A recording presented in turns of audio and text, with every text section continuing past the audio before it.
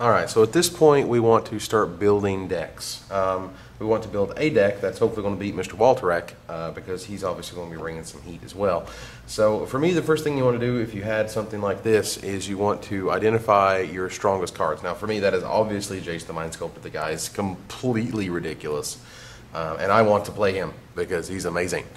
So I want to play Jace the Mind Sculptor, yes. I want to play Knight of the Reliquary, who's over here, because Knight of the Reliquary is also ridiculous, and it's fantastic, and also allows us to play a green-white deck that will be able to splash double blue without a huge amount of problems. Why? Because we have 4 Terramorphic Expanses, which is always nice, to get us our blue mana if we need it. We have our Knight of the Reliquary to sack lands to go get our islands if we need them. In the meantime, I like green-white because we have, we do actually have the Aura Gnarlid sort of theme going on here, where you have a lot of awesome enchantments that are nice. You have Explore, which will let us find the islands that we need. We have Land Royals. We have Rampant Growth to go get the island if we need to, in terms of the island or the second island for Jace. We have a lot of enchantments. We have a lot of beaters essentially. We have cards that just win the game, like Overrun. Nothing crazy amazing, just good solid cards. I actually thought we had 3 Aura Gnarlids, more than just the 2. But with that said, make sure here, there's one I saw 3. There you go. But I like the green. Red's really good. Red just has the problem of having no finishers. It also wouldn't let us use our Knight of the Reliquary, obviously. But I mean, look at our burn here. We got Searing Blaze, we got Burst Lightning, we got Lightning Bolt, we got Fireball. We got more Lightning Bolts over here. And a heat ray to kill stuff. We got plenty of burn. We've got our Lightning Bolts and our Searing Blazes and all that stuff. But what you don't see a lot of in red is a lot of finishers. Essentially, we have Dragon Whelp, which is nice, but not much else. A lot of these cards are just not going to be able to win you the game. And while our blue spells, if we wanted to play red-blue, we do have 3 counter spells and cancel. We have a card draw and divination, which is great. We have Mind Control, which is another great card. Just basically to take their best beater. We have Traumatic Visions, which can help fix our mana, which is always nice. We got Living Tsunami, which can kill people. For me, Merfolk Looter is insane. Really good. Essence Scatter is fantastic. Seems fantastic in this format. So these are all good, solid cards. There's no cards that say win the game like Jace do, or win the game like Knight of the Reliquary can. But of course, he can just die immediately. Our white seems pretty stacked, just because we have Hartebeest, Mammoth Umbra, Hyena Umbras.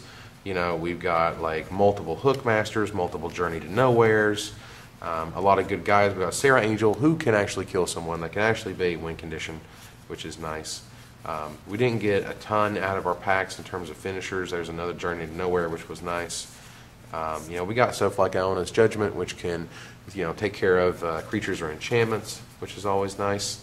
Core Sanctifiers, which can solve a lot of problems. Pacifism, which can solve a lot of crazy, scary beater guys.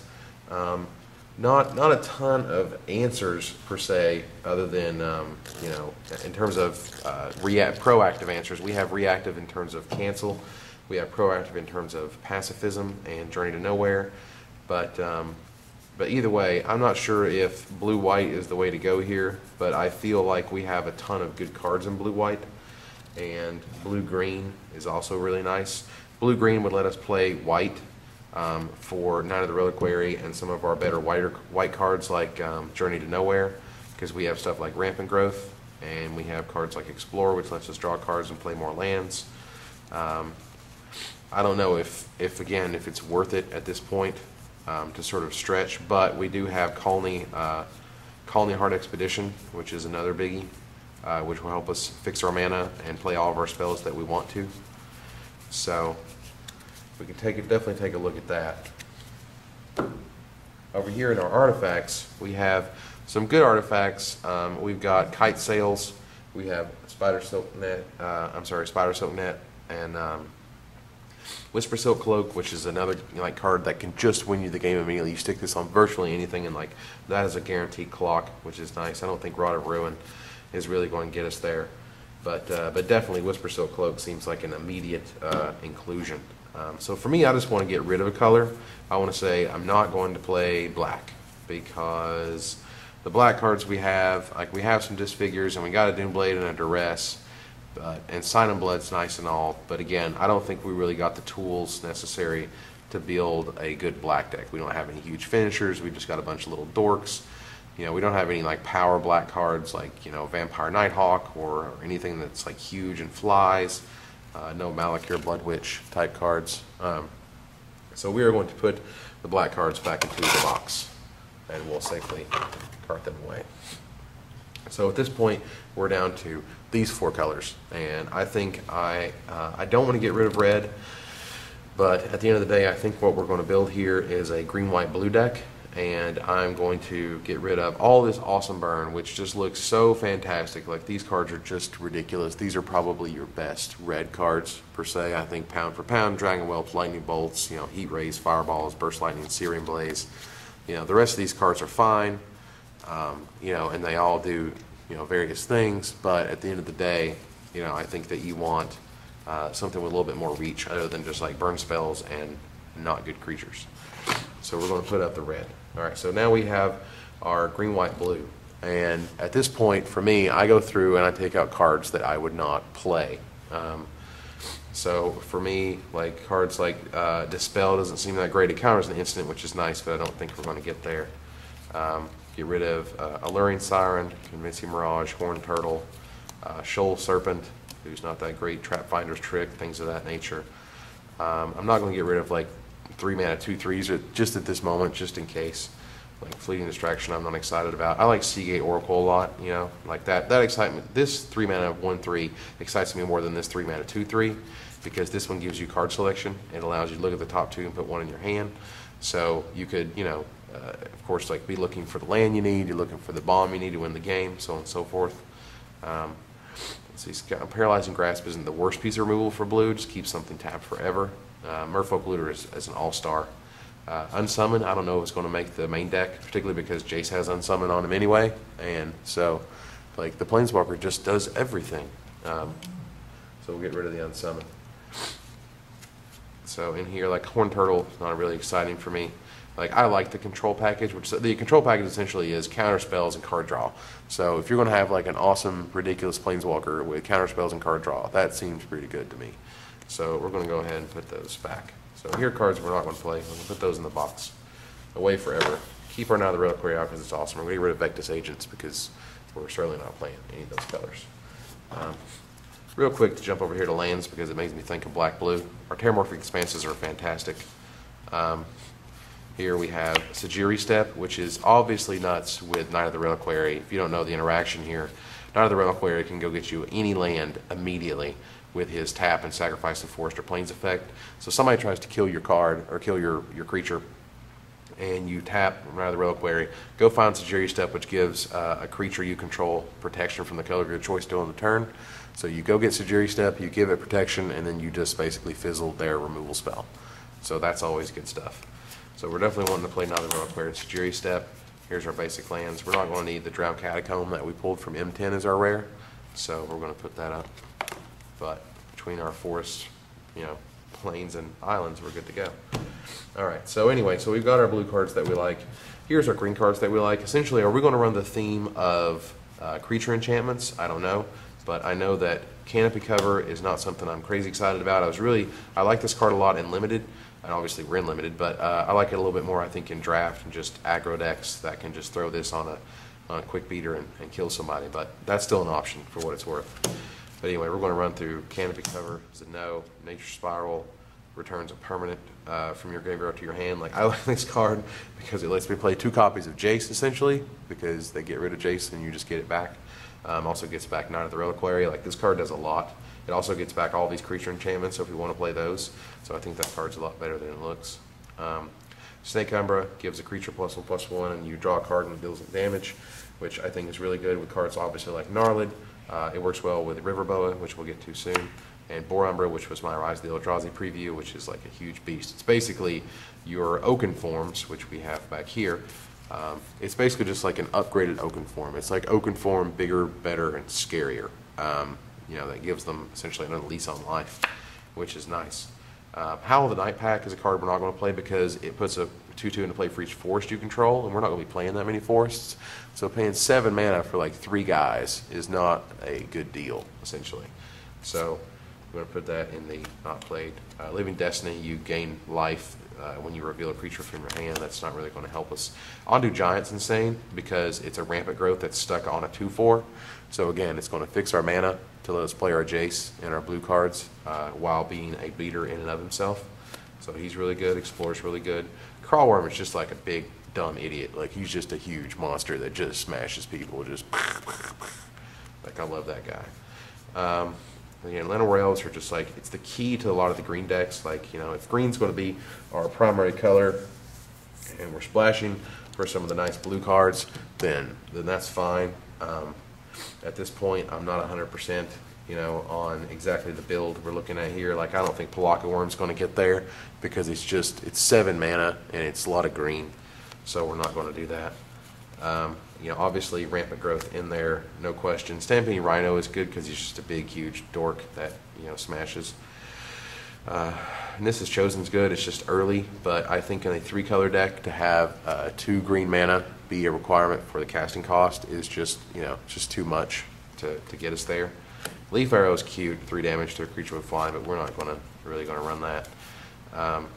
Zendikon's nice, you know, 6/4 land that smashes, but not too exciting. Tugathunk Thallid, not too exciting.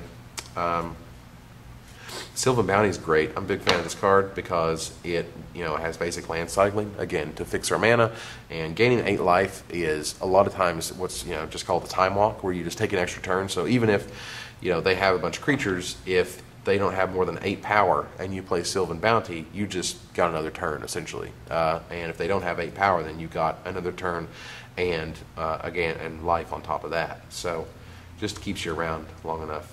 Like Awakener Druid's fantastic card, makes a forest into a 4/5 monster to kill people. Not a huge fan of Mist Leopard. He's a 3/2 for 4 mana Shroud, so you can't put all of your cool creature enchantments on him. So you can't give him like Oaken Form and make him like a 6/5 or something. And he gets killed by a lot of 1-drops and 2-drops because he only has 2 toughness, so that's really bad. So we're going to get rid of a lot of these cards. Expedition's obviously insane for a 3-color deck. Vastwood's not great because, you know, you need 2 green to really make this spell shine, in my opinion. So we're just going to remove that. I think Giant Growth's great. Naturalize is always a good sideboard card in case they have an artifact or enchantment we just can't deal with. Timbermaw Larva isn't going to see, I don't think, you know, the play that we want it to because it requires forests to get its bonus when it attacks. So we're going to put that down. Vastwood Gorger is just another big, huge monster that smashes people. And we may need something like that, just like some fatty to put on our high end. And then we have our Overrun, which is another card that just wins games, but it's triple green, which is going to be unbelievably difficult, I think, to attain. So we're not going to be able to play our Overrun, which is a little unfortunate, but I think worth it in the end. So at this point, we're really excited about these cards. And let's go ahead and pull out some more of the creature enchantments. Like, we want to play Explore, and we're definitely playing Ondu Giant and Umbra. We'll take out all of the auras just to take a look at them and figure out what we want to do. Like, again, here's a Crawlworm. I don't know if we're going to use him. There's a Frontier Guide, which I haven't mentioned yet, which obviously fixes your mana fantastically and can go search, but he's really, really slow. Like, he's 2 mana to play and he does nothing. And he's just a 1/1. And then you wait 2 more turns and then you go get a land. So when you compare him to something like Knight of the Reliquary, it's not really close. So that's why I've not been like crazy excited about him. We're still pulling out all our enchantments and good creatures at this point. River Boa, I think Giant Spider is worthy. It stops his flyers. You know, again, Sylvan Bounty I think is solid. Hard Expedition is good. Giant Growth is good. These cards, again, Llanowar Elf, you need to have real early green. I don't know if we're going to have real early green to make him, you know, really be awesome and excel you beyond your opponent in mana really early in the game. Snapping Creeper is just not super exciting. A 2/3 that gains vigilance for 3. Yay. Awakening Druid's pretty solid. I'm liking this guy a lot. He's just a 1/1, but he gets it done. Stampede Rhino obviously will work fantastic with all of our creature enchantments, particularly our totem armors. That totem armors we just have to kill them twice. So I'll think about him. I'm just going to say no on the Frontier Guide, and we're going to say maybe on the Lanarel. So we're going to put these away. And here again, we just have, these are just big, huge dorks. Like, these are just big, huge monsters. Crawlworm is more difficult to cast than the Vastwood Gorgers. But for right now, we're just going to put them over here to the side where they live over that way. And we'll think about them. So at this point, I want to start taking a look at my mana curve. And you don't want to have anything that's too crazy in your mana curve.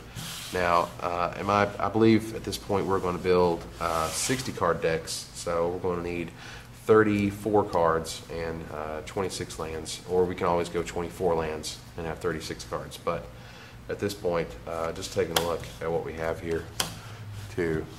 So let's set that up here. All right, and 3, 1, 2, 6, 4. All right, so now we have all of that. And we've got our Oaken Form, Snake Umbras, 4 Umbras. We have a lot of 3s. That, Nature Spiral. Here's our Aura Gnarlins, because those things are just going to win us the game, essentially, because creatures with power less than it can't block it, and it gets +1/+1 for each aura, and then your auras give it bonuses, and so all of a sudden you play a Savage Silhouette, which is going to give it +3/+3 instead of +2/+2, and you're going to be able to regenerate it. Like, it's going to be pretty ridiculous, I think. So we're just going to put all that here, and essentially you see when you see your mana curve laid out like this, you see that we have a ton of 3 mana stuff, and that's not always great. It works a lot better with Llanowar because Llanowar basically says you go from 1 mana to 3 mana, and so when you're going from 1 to 3 mana, you're doing great. But too many 3 drops is not preferred. Either way, so let's look at our blue. Obviously, we're going to play Jace because he's just completely ridiculous. And all these other great blue cards have double blue in them. Like, you know, Mind Control is completely nuts, but it has double blue. Sleep is nuts, it's double blue. I like Traumatic Visions a lot because it happens, again, just like Sylvan Bounty, it has basic land cycling, which is nice, but you don't really fix your mana with the colors that you're splashing, essentially. So, you know, if we're splashing blue, if we only have very few blue cards, we don't actually want to use blue to fix our mana because we're not going to be able to rely on it. Living Tsunami can kill people. I like Seagate Oracle a lot. I would love to play this card. I don't know if our mana base can handle it. I love Merfolk Looter so much. Essence Scatter is probably going to be insane in this format. Divination is going to be insane in this format. Cancel would be nice if we were playing blue as sort of our primary color and not a random splash, as you see here. So, like, part of me just, like, really, really, really wants these 3 cards, Divination, Merfolk Looter, and Seagate Oracle, because they all draw cards, they're all card advantage, and they all get you sort of further into your deck. But I think right now we're just going to say, we're going to play Jace 100%, no question, and then we're going to hold off and take a look at our white, because we have a lot of good white cards, like our Totem Guide, Heart of Beast. You know, this guy just goes and gets any aura card and puts it into your hand. And we have an incredible amount of awesome auras. You know, even stuff like this, +1/+1 for strike. You know, like in a white weenie type build is insane. Like Armored Ascension counts planes. We're sort of going for 3 colors, so we can't ever use that ever.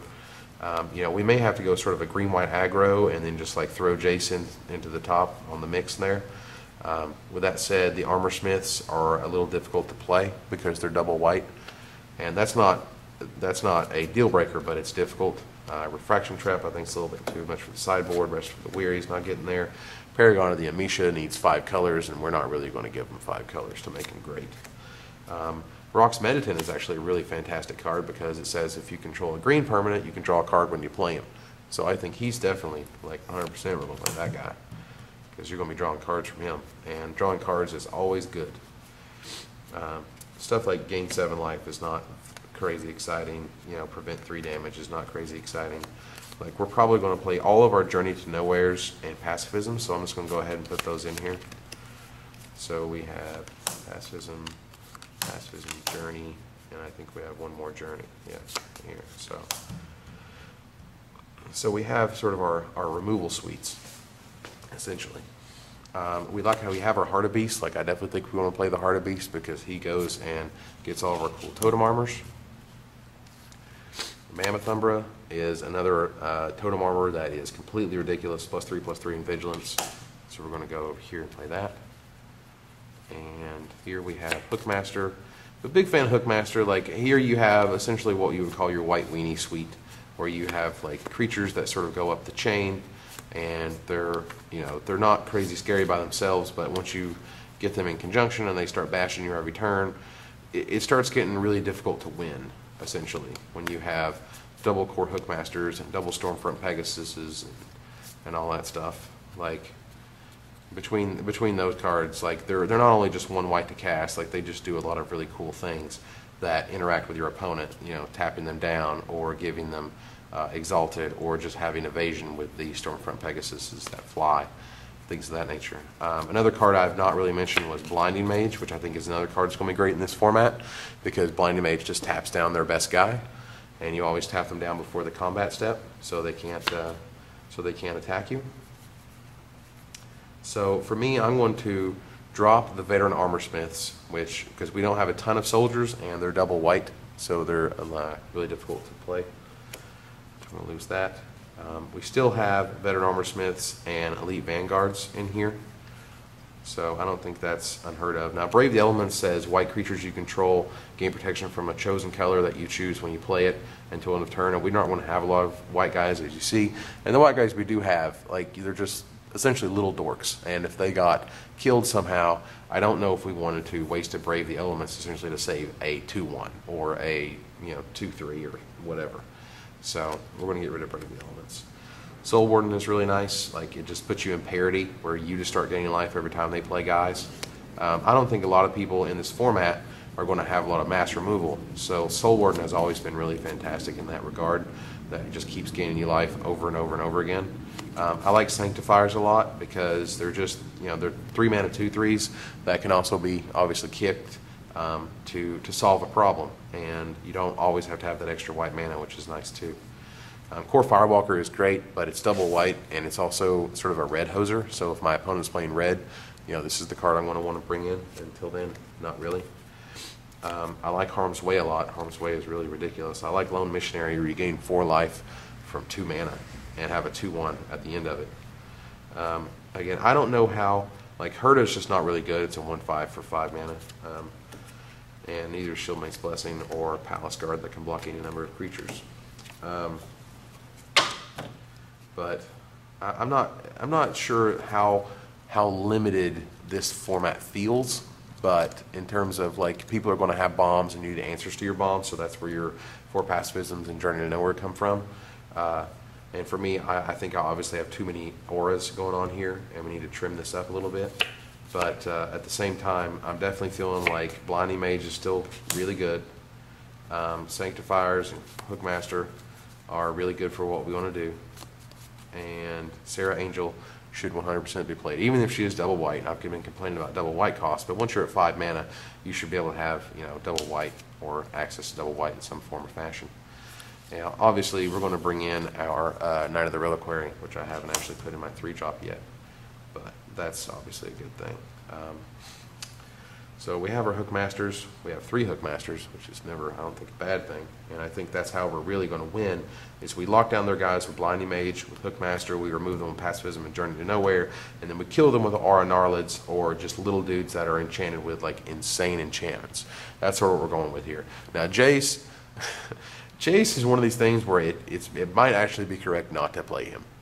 We've gotten to the point where we've seen that we know what our deck wants to do. We want to be green-white beat down, and Jace is basically randomly in there to what appears to be messing with our mana base.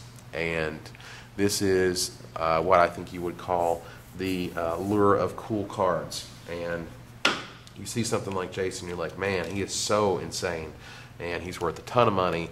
He's obviously good. He's good everywhere you can play him. Is he worth splashing? And splashing double blue, splashing 2 of a color is extremely difficult, and can leave you with things like, I still had all these Jaces in my hand when I lost. So, that doesn't really help you. So at this point, I'm beginning to feel like, even though it's hurting me to even imagine saying this, that I believe I might not play Jace. We don't have an incredible number of blue cards that we're using, and it's probably just going to mess with our mana. Either way, we still have Rampant Growth, we still have Onto Giant, you know, and we still have Colony Heart Expedition. So I am extremely reluctant to get rid of a Planeswalker who I have yet to see lose a game once he hits the battlefield, in terms of limited, because he is just completely bonkers. So we've got like Night of the Reliquary, Onto Giant, Rampant Growth, Colony Heart Expedition. I'm just going ahead and say run it, and if it messes up, you know, some of our games, well, then we'll just learn that maybe that wasn't the best route. With that said, Iona's Judgment is remove a creature or an enchantment, and we've already got 4 answers here that I really like, plus the Blinding Mage, which is fine. So I don't know if that's really necessary right now. Big fan of the Hookmaster. I'm going to go ahead and get rid of at least 1 Oaken Form so that my deck doesn't look, you know, completely aura filled. And obviously Boar Umbra is better than Oaken Form, so that helps too. I'm also going to get rid of a Savage Silhouette because I think 2 is too many. Just looking at here, looking at this. And if we were to add Hookmasters and a Sanctifier and a Squire, because Squire is really fantastic. I'm a big fan of Hyena Umbra because it's +1/+1 in first strike, and this gives you an extremely fast start. Like, you're just like Tourmaline Ralph, turn 2, Aven Squire. You know, like if you had another planes, you would enchant it with the Hyena Umbra. You got a 2/2 first striking with Exalted. Like, it's nuts. Like, this guy, Elite Vanguard, like, you're going to have Elite Vanguard and you're going to have Hyena Umbra, and you're just going to be like, smash you for 3 first strike. Like, what you going to do? Like, that guy's nuts. So at this point, let's see how many cards we have. 3, 6.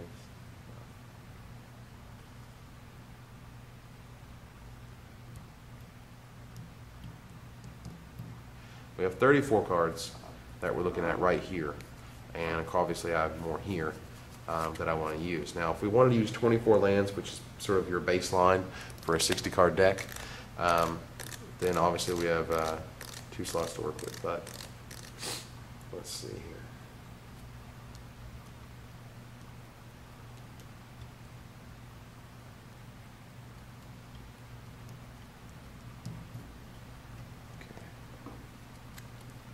So let's refine here what we're doing a little bit.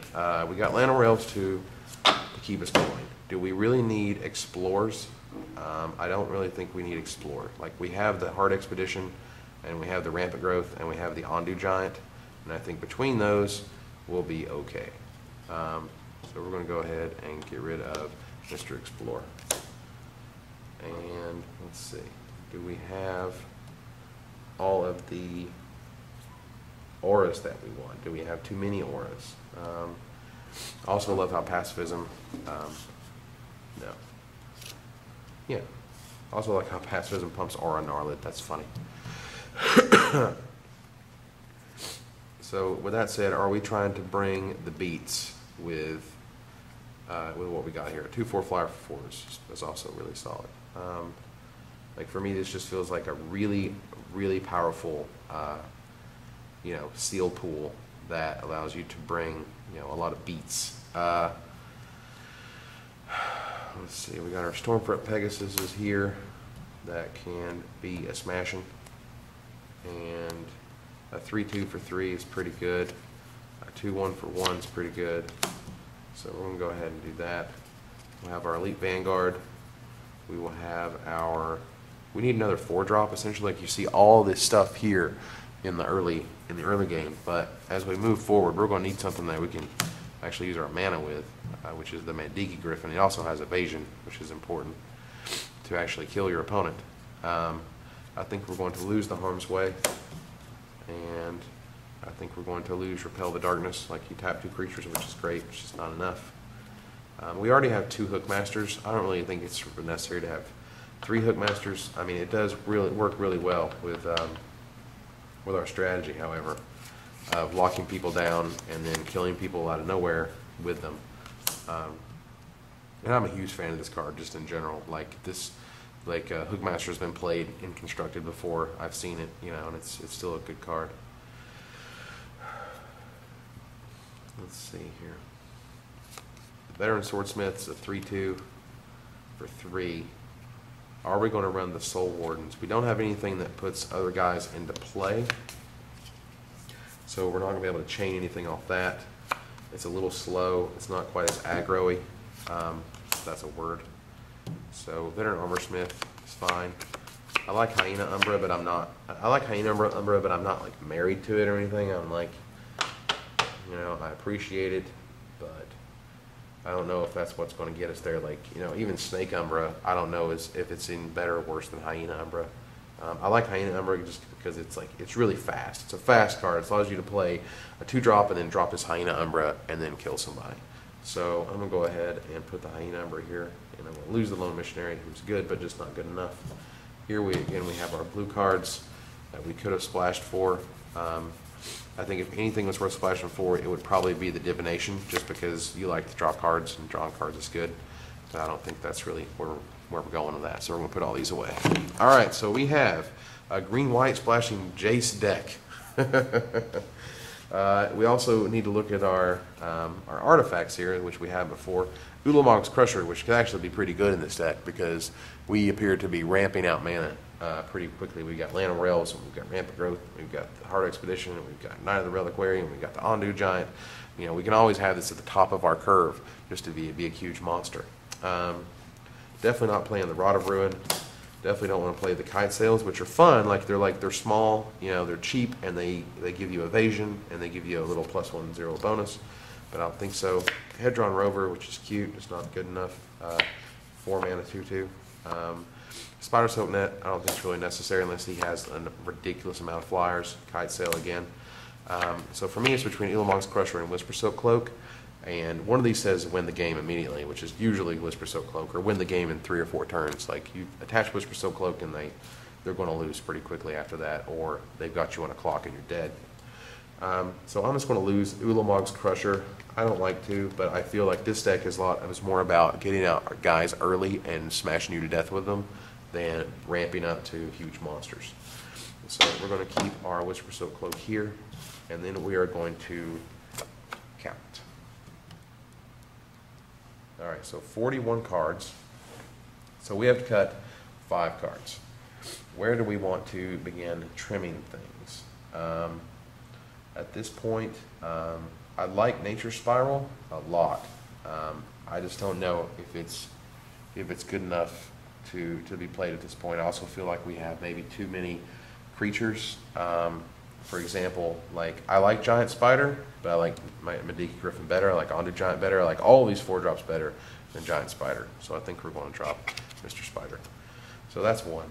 I think that even though I have spoken highly of the Hyena Umbra and the Snake Umbra, I don't know if they're actually necessary.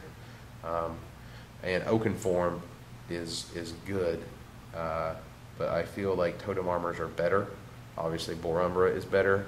Savage Silhouette to me is better because it can regenerate the creature it's enchanting, which is another big one. So we're going to go ahead and cut the Oaken Form. Alright, so there's 2. I don't know if our Sylvan Bounty is really necessary because it's 6 mana for 8 life, which isn't unbelievable, but isn't super great. And the basic land cycling is important, but again, for me, it's like we have Rampant Growth, Hard Expedition, Knight of the Reliquary, and Ondu Giant. We have 4 different ways, and plus we have all of our Terramorphic Expanses that we'll be able to use to fight our blue, so I don't really think this is necessary either. So we'll say that we have 3 cuts to go, we have 3 cuts, we have 2 cuts to go, and then we will create our mana base. So let's see here. I guess the question is how much early beats do you want versus how many later beats essentially do you want? You know, the question is for me is like, do we want to keep Stampeding Rhino? Do we want to keep both Stormfront Pegasuses? Do we want to keep both or all 3 Hookmasters? Like, I think we can lose a Hookmaster and not, you know, lose an unbelievable amount of edge on our deck. And our focus, again, as Mr. Chapin mentioned in the toolkit guide, was to figure out what you're doing and go for it. So Nature Spiral seems a little slow to me. It seems like it doesn't attack, and it gets back totem armors and it gets back creatures, which is great. But in terms of our turn 2, what we want to do on turn 2 is we want to be playing a creature or we want to be bashing face. We have our pacifisms, our journeys to nowhere, which I think are they're just kind of necessary to allow you to stop something huge or something that, you know, just is monstrous and blocks all of your team. Let's see here. We have 1 cut to go. Now we also have 2 Llanowar Elves, which could allow us to go down to 23 land, you know, and I don't think lose a lot. Again, 23 land with 2 Llanowar Elves and a Rampant Growth and the Hard Expedition and the Terramorphic Expanses and blah, blah, blah. At this point, you know, I feel like if we're at 37 cards and we add 23 lands, I think we're going to be in okay shape. So for me, I'm going to go ahead and lay these out in colors, and we'll just go with 23 lands to see how it feels. All right, so this is how I build mana bases, for what it's worth. I just like to group things by color, and then we will just sort of take a look at, you know, what it looks like, just having them laid out all together. All right, so, and again, the more I look at it, the more I feel that Jace is a mistake, and it's the danger of cool things is, I believe, the phrase. And we have a really cool thing that I don't believe is in our best interest to keep around. But you know what? This is the Deck Builder's Toolkit, and let's build a deck and see if it works or not. So, we have 5 here. And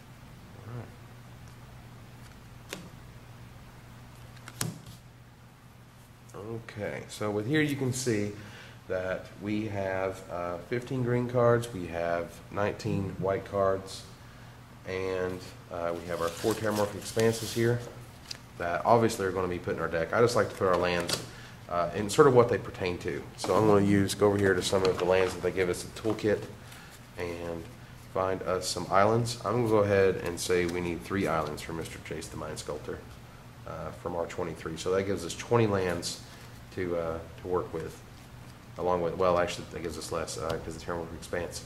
But the Terramorphic Expanse for me counts as a land of any of these 3 because the Terramorphic Expanse is going to get you what you need at the time. So not crazy worried about that, and I just like to lay out the lands this way, and I'll go ahead and put 4 forests over here. That way I can just visually see the lands that I'm using.